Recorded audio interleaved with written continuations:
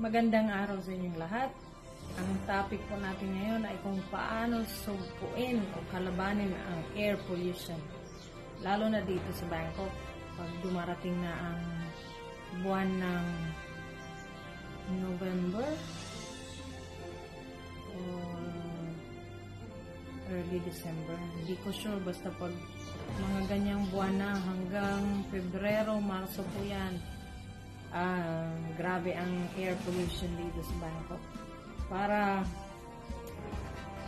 iwas air pollution tayo, ang ginagawa ko po ay naglalagay po ako ng mga halaman, ng mga iba't ibang halaman sa loob ng bahay. Mahilig po talaga ako magtanim. Kaya marami akong mga nakalagay dito na halaman sa bahay. Hindi ko alam ang mga tao ng mga halaman na yun. Pero sure ako, yan ay natural na air purifier.